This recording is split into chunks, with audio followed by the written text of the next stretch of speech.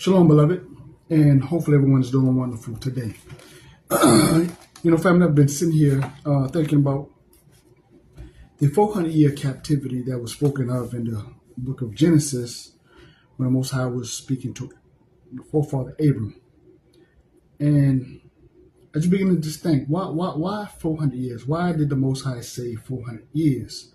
Again, why not 200? Why not 100? Why not 75, 80? But why 400?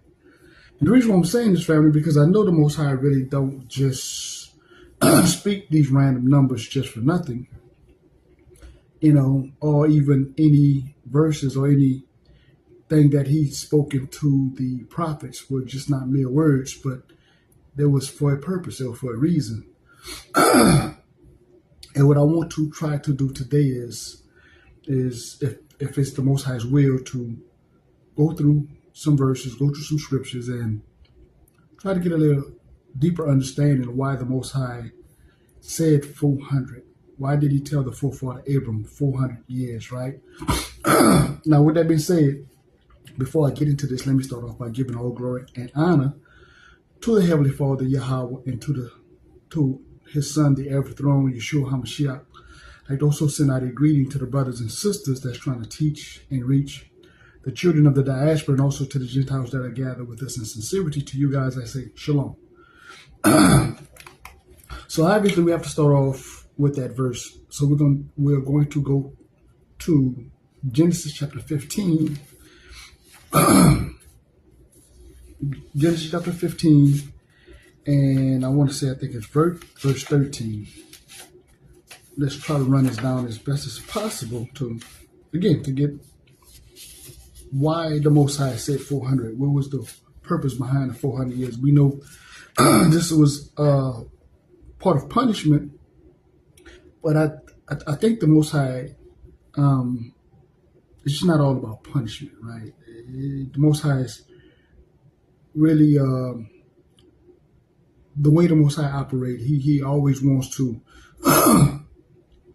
give people an opportunity, to give everyone an opportunity, give a chance to do the right thing. So anyway, let's do this. Let's start off at, again, Genesis chapter 15, verse 13, and it says, "And He said unto Abram," right, Yahweh talking to Abram, "Know of a surety that thy seed shall be a stranger in the land that is not theirs, Salah, and shall serve them, and they shall afflict them 400 years. So, okay, that's the verse that we've all heard, right? And we've also heard that this was a prophecy that was speaking about when the children of Israel went into Egypt. And there's a lot of lessons out there, that to really edify and break that down and show that's not the case, right? They spent time in Egypt, but it wasn't a total of 400 years, right? I mean, like I said, there's many brothers and sisters and even Gentiles that have done excellent breakdowns. But I think that the mainstream religions, I think the powers that be have put a lot of these doctrines out there to create confusion and to be a stumbling block to a certain group of people, right? But anyway, let's move on. So, being that we're in Genesis, let's go to Genesis chapter 1, because we have to go to the beginning to really start making this make sense. And I think once we go through these scriptures, I think it's really going to start opening up the 400 years is not just a random number, but there's a methodology to the Most High's words, to His system, to His covenant. But anyway, so Genesis chapter 1, and we're going to start off at verse 31. "And Elohim saw everything that He had made, and behold, it was very good. And the evening and the morning were the sixth day. Thus the heavens and the earth were finished, and all the hosts of them. And on the seventh day, Elohim ended His work which He had made, and rested on the seventh day from all his work that he had made. And Elohim blessed the seventh day and sanctified it, because that in it he had rested from all his work which he had created and made. Okay. So the Most High created the heavens and the earth in 6 days. On the seventh day he rested, right? And we all know this. We all know this. This is from the beginning, the Most High was setting up a pattern. He was creating a system, right, that we can all keep account of, right? So I'll tell you what. Let's do this. Let's go to Deuteronomy. Let's go to Deuteronomy chapter 7. And let's start off at verse 1. Deuteronomy chapter 7, verse 1. When Yahweh thy Elohim shall bring thee into the land, whether thou goest to possess it, and hath cast out many nations before thee, the Hittites, the Jebusites, the Amorites, and the Canaanites, the Perizzites, and the Hivites, and the Jebusites, 7 nations, greater and mightier than thou. And when Yahweh thy Elohim shall deliver them before thee, thou shalt smite them and utterly destroy them. Salah. Thou shalt make no covenant with them, nor show mercy unto them. Neither shalt thou make marriage with them. Thy daughter thou shalt not give unto his son, nor his daughter shall thou take unto thy son. So again, we see a pattern of the number 7. And I think some of you guys are already getting the clue already.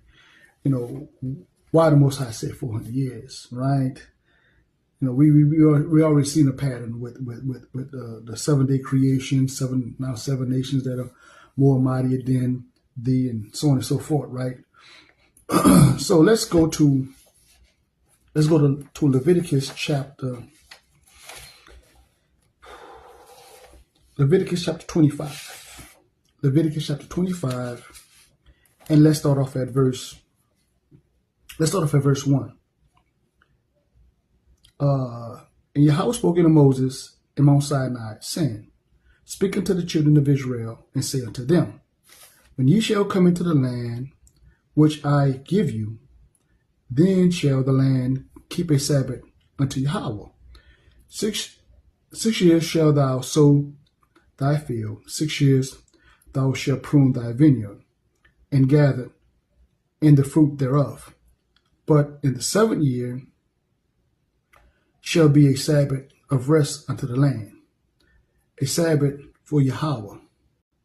Thou shalt neither sow thy field, nor prune thy vineyard, that which groweth of its own according of thy harvest, which shall not reap. Thou shalt not reap, neither gather the grapes of thy vine dress undressed, for it is a year of rest unto the land. Again, we see this consistent system where the Most High is not only with the creation story, when he says when he created, he worked, and then he rested on the 7th day. But now he's telling us the same thing, that we should labor, and then on the 7th day we should rest. So again, we see this consistent pattern with the Most High. Verse 6: The Sabbath of the land shall be meat for you, for thee, and for thy servant, and for thy maid, and for thy hired servant, and for the stranger that sojourn with thee, and for the cattle, and for the beasts that are in thy land, shall all the increase thereof be meat. And thou shalt number the 7 Sabbaths of years unto thee, right? 7 times 7, and a space of 7 Sabbaths of years shall be unto thee 49 years. Again, so we seen this for those that have studied, we've seen this during Pentecost. So again, the Most High he's consistently doing the same thing. There's a pattern, right? There's a pattern that the Most High has given us. Let's go to verse 9. Then shalt thou cause the trumpet of Jubilee to sound in the 10th day of the 7th month. And the day of atonement shall be, and the day of atonement shall ye make the trumpet sound throughout all your land. Right. And ye shall hallow the 50th year and proclaim liberty throughout all the land and to all the inhabitants thereof. It shall be a jubilee unto you, and ye shall return every man unto his possession, and you shall return every man to his family. It just made me think, family, like if the people that really started and gave us religion, right, which we know they read this, but why hadn't they followed these principles, right? Because my ancestors would not have been in chattel slavery, right? Because again, people like to try to compare and say, well, everybody been enslaved once before, which is a lie, or the Irish or this one was slaves when they came to America. No, they were indentured servants. Totally two different things. They paid off a debt, right? The chattel slavery was, again, forcing people into slavery against their own will, right? But anyway, that's a whole other subject within itself. But another thing that jumps out to me, especially around this time of year, it's like, here it is. The Western ideology is that September is in October, around this time of year, the 9th, 10th month, you know what I'm saying? But according to scriptures, this is the 7th month, right? Again, creating all this confusion. But I tell you what, let's do this here. We're gonna come back to Deuteronomy 25, verse 11. Let's come back. Let's do this right there. Let's go to.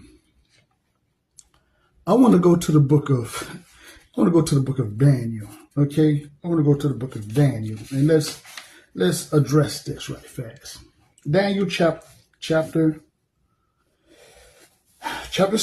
and I'm gonna start off at verse 23. Thus he said, the fourth beast shall be the fourth kingdom upon the earth, which shall be diverse from all the kingdoms, and shall devour the whole earth, and shall tread it down and break it to pieces. And the ten horns out of the kingdom are 10 kings that shall arise, and another shall rise after them, and he shall be diverse from the first. And he shall subdue 3 kings. And he shall speak great words against the Most High, and shall wear out the saints of the Most High. And he shall think to change times and laws, and they shall be given unto his hand until at times and dividing of times.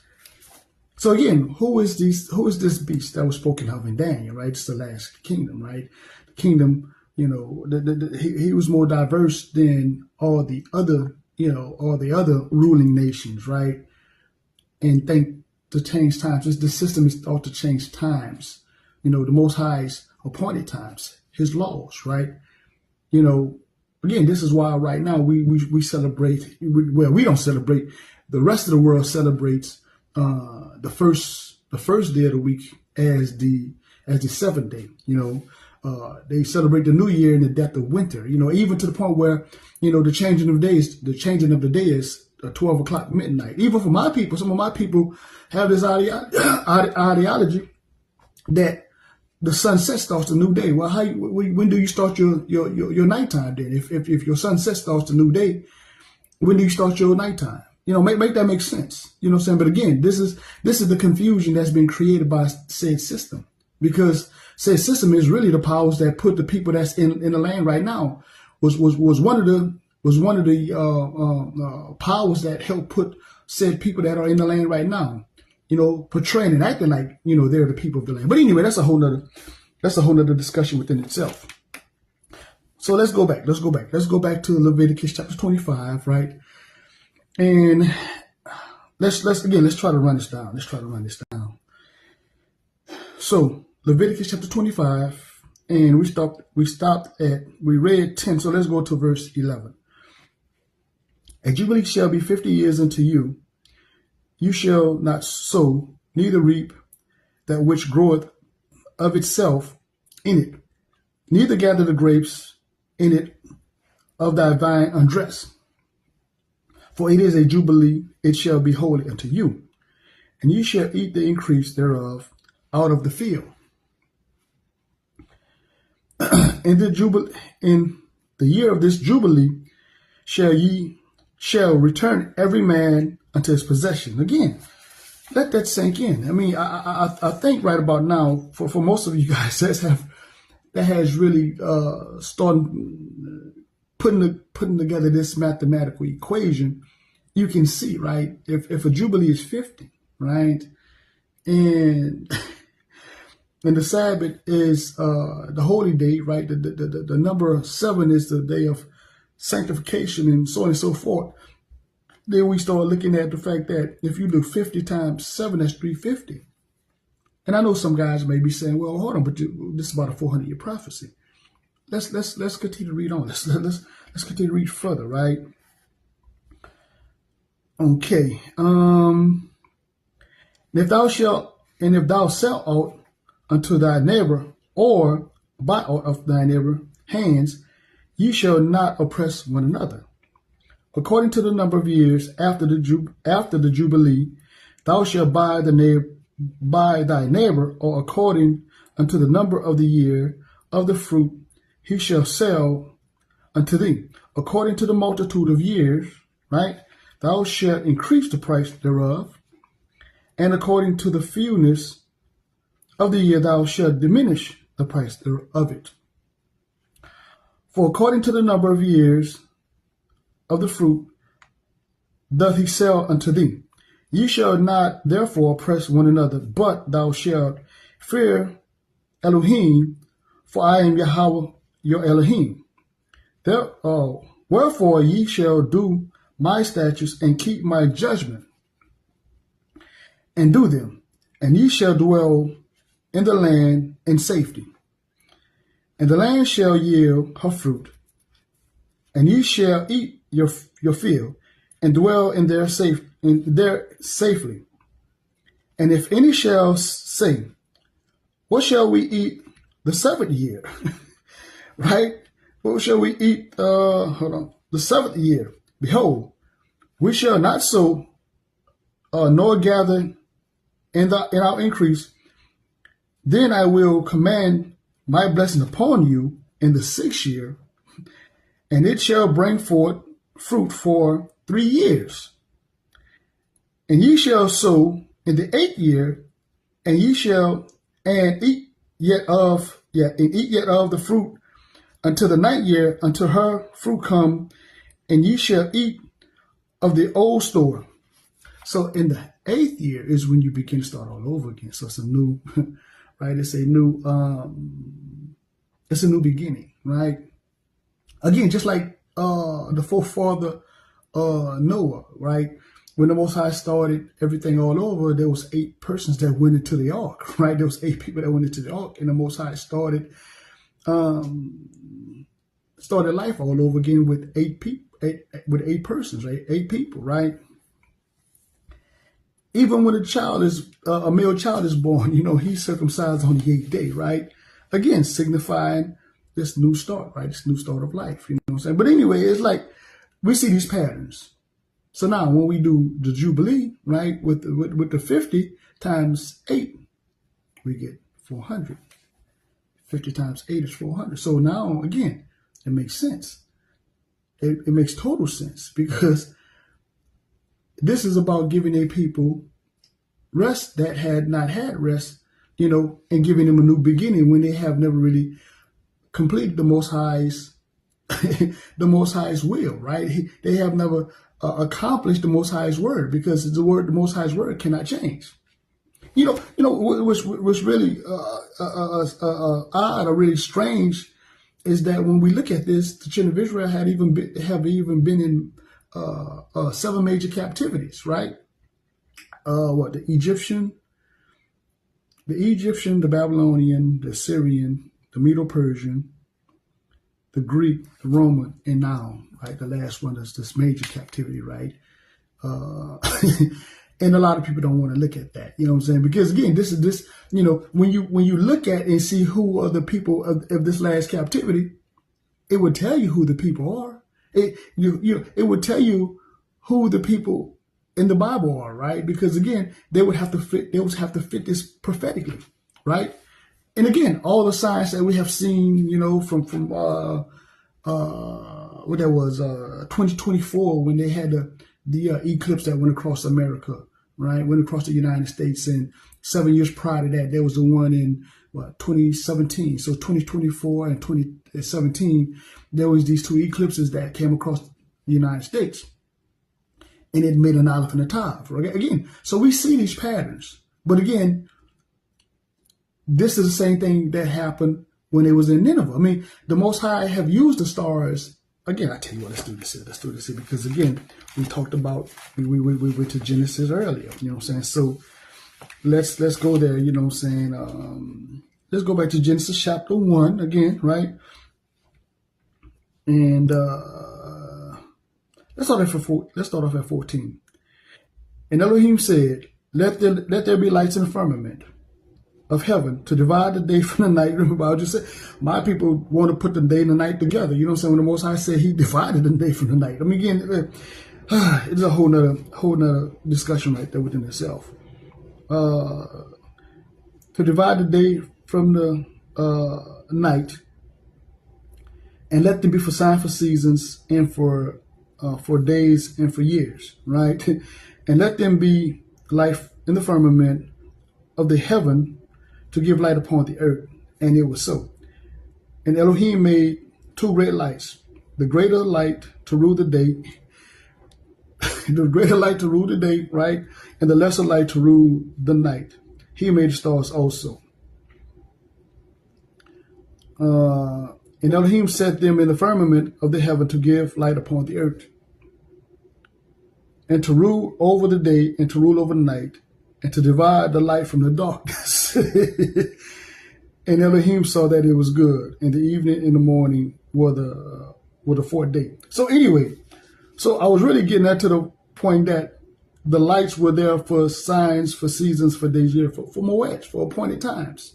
Again, this is why these people come up with these various doctrines about, the new day starts at 12 o'clock midnight, or they changed the first day they changed the 7th day from the day of the holy day to the first day of the week. Now they want to make that the sanctified or the holy day.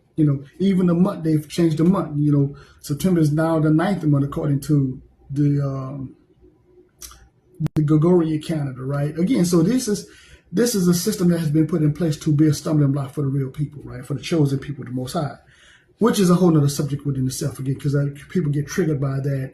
But as long as the other people are saying they're the chosen people, it's okay, you know what I'm saying? But people get upset when we state the claim, because we have the not only the historical account, we have the prophetic account. The archaeological records are now coming out, and the DNA is being showed, and they want to hide all that. I mean, it's evident, but again, that's just triggering for people who have an agenda to hide the truth. But anyway, that it is what it is. So let's go back to Leviticus. Let's go back to Leviticus 25 and get a couple more verses, and then we're going to continue to edify this, because again, it makes sense. I'm pretty sure it makes sense to those that really and truly are seeking clarification, right? Clarity. So Leviticus 25 and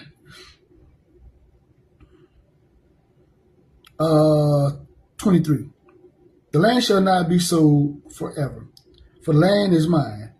For ye are strangers and sojourners with me. And in all the land of your possession ye shall grant a redemption of the land. Again, why is it that my people never was able to redeem or even keep any land, after these people have promised? I mean, so there was all these broken promises. So again, that just shows you that the people that throughout the world that have been abused and lied to, manipulated, and have been stripped and ripped of not only their identity but their culture and their land and being able to pass generational wealth. They have to be some kind of restitution. There have to be some kind of redemption process. Again, but people want to make this about equality. But where has the equality been for said people? Let's be honest about it. But anyway, let's move forward. Verse 25.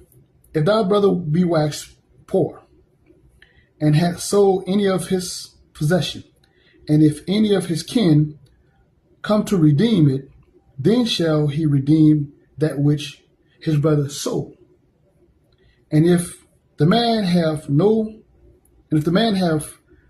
to redeem it, and himself be able to redeem it, then let him count the years of the sale thereof, and restore the overplus unto the man to whom he had sold it, that he may return unto his possession. Let that sink in. If the said people that, again, gave us religion, gave us Christianity, right? If they were following the principles in this book, why has it not benefited? Again, everybody like it's benefiting them. Like they're it really shows that the people really don't believe the same words that they tell you. They don't have the same principles. It's always moving the goalposts. In fact, as you read over this and stuff like that, you can really see that this is a way to balance the books, right? This is a way to not only balance the book but keep everybody right, to give everybody equal and fair treatment. Because if you notice, it's about the stranger as well. So how is it that even when it comes to my people, right, how do my people that don't get, how they have this superiority complex when it comes down to how to treat a stranger? I mean, it doesn't make any sense. But anyway, that's a whole nother subject within itself. That's a whole nother subject within itself. Let's get one more verse and then we're going to move forward, right? Verse 28. But if he be not able to restore it to him, then that which is sold remain in the hand of him that hath bought it until the year of Jubilee, and in the Jubilee shall go out, and he shall return unto his possession. So again, if we didn't even have the money to buy the land back or what have you, it makes me think about sharecropping. If we didn't even have the money to buy the land and things of that nature back from the people that allegedly, again, supposed to give us this fair opportunity to get into agriculture and farming and things of that nature, we should have a return. It should have been returned back to us during the Jubilee. Make that again. Just why haven't this system followed these principles? Again, but they'll use it when it benefits them. But anyway, let's do this, family. Let's go to the book of Matthew. Matthew chapter 11. Matthew chapter 11. And let's get verse 28. Come unto me, all ye that labor and are heavy laden, and I will give you rest. Again, it began to make sense because that's what the Most High did in the beginning. He created the heavens and earth in 6 days, and on 7 days he rested. But as a people that was given a Sabbath, they never really fulfilled the obligation, being the nation of kings and priests, to be able to minister to the Most High and do their priestly duties, right? They've been through 7 major seven major captivities. They have not been restored. They haven't been able to not only fulfill their covenant that their ancestors made with the Most High. But again, the world have not treated them fairly. Let's just be real about it. So it begin to make sense for those that can really accept the truth. Verse 29. Take my yoke upon you and learn of me. My bad. Learn of me, for I am meek and lowly in heart, and ye shall find rest in your souls. Again, that 400 years of free labor, right? 400 years, of creating wealth for a certain place, right? And then the said place, I tell you what, let's do this here. I'm gonna go because I was gonna go to Hebrews, but I tell you what, let's do this. Something just popped in my head. Let's go to where is it? I'm going to Zechariah. Go to Zechariah. Zechariah chapter 11, right? Zechariah chapter 11, verse 4. Thus says Yahweh the Elohim, feed the flock of the slaughter, right? Whose possessor slay them, and hold themselves not guilty. And they that sell them say, blessed be Yahweh, for I am rich. And their own shepherds pity them not. Because again, the so-called spiritual leaders, even in the so-called black community, they don't even want to touch this. Now you may have a few pockets here and there talking about, yeah, we the people and this and that. But they've been doing this 20, 30, 40, 2, 3 generations and been misleading our people. But now all of a sudden that brothers are coming out and teaching and sisters are coming out and telling the truth. Now the church want to act like they, like this is something new to them, but you've been reading this book all this time. It's been really about that money. It's really about, misleading the people and keeping them pockets full. It hasn't been really about teaching the people and leading the people. Again, but that's a whole nother subject within itself as well. So let's go to the book of Hebrews. Let's go to the book of Hebrews.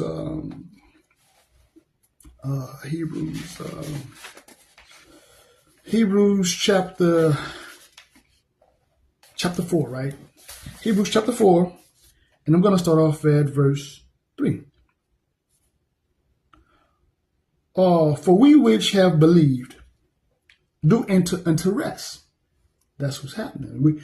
We understand that the rest was supposed to be given to us because it was Abram made the Most High made the covenant with Abram and his seed. So they were supposed to be the ones to teach the rest of the world to get rest, but they have not been getting rest. They have been through all these captivities, right? They have not only been through all these captivities, but the world itself has also not only mistreated them, but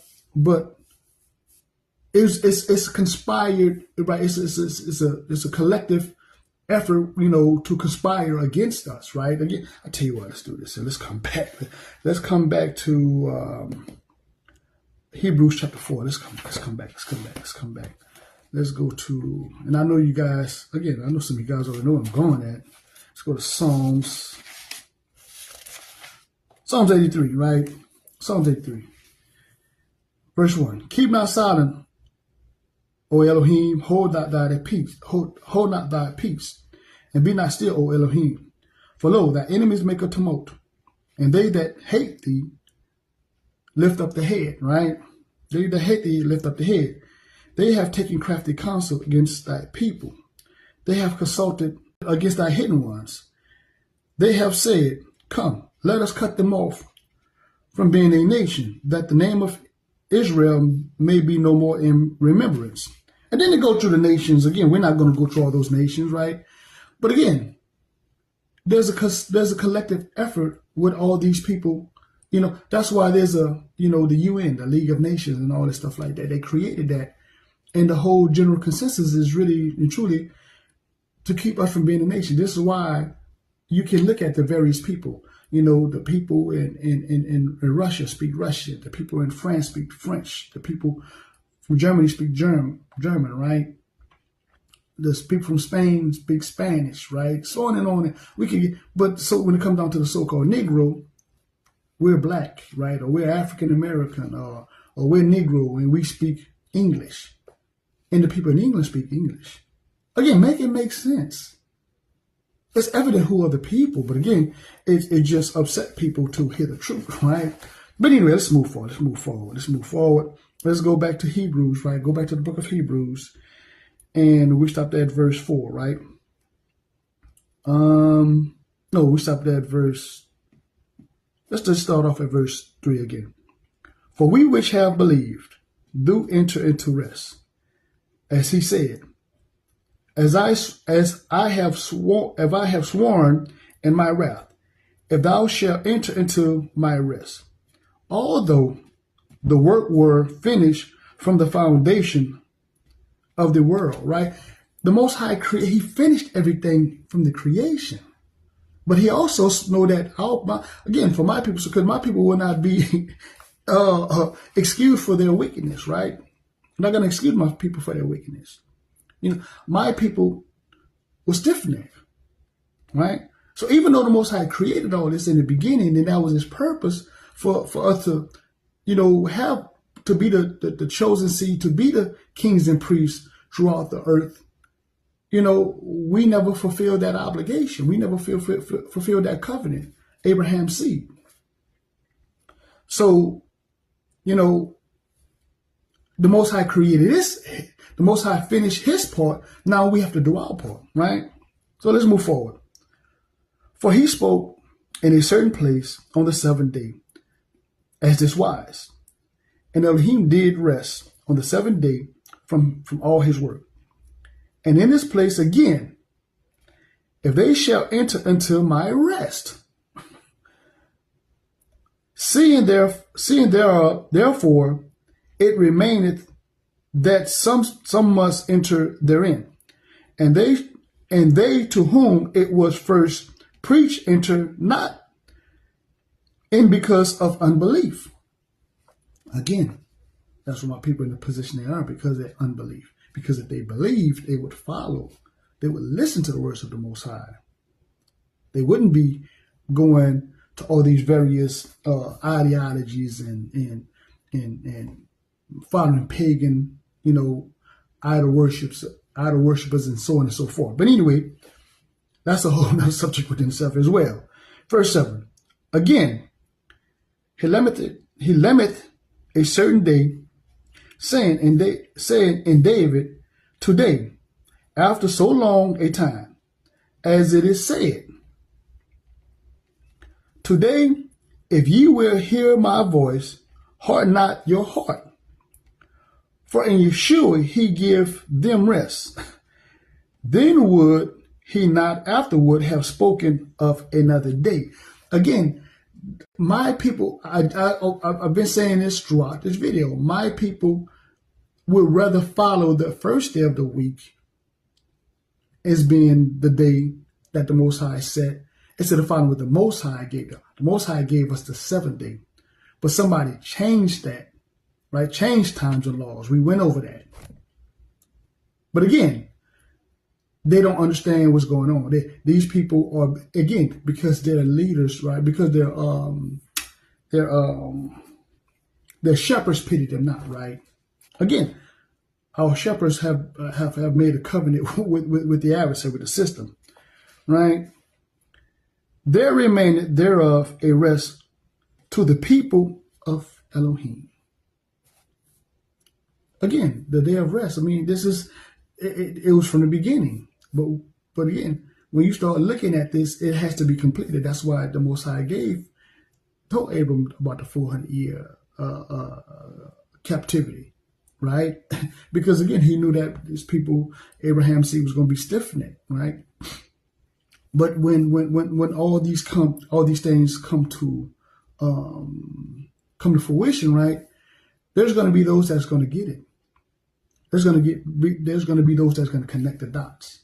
But anyway, family, I just thought this was interesting, you know what I'm saying? Like I said, I know the Most High just didn't have random numbers, and it begin to make sense, you know what I'm saying? You know, that's why there's the Jubilee, right? For this period of time and everything to line up, right?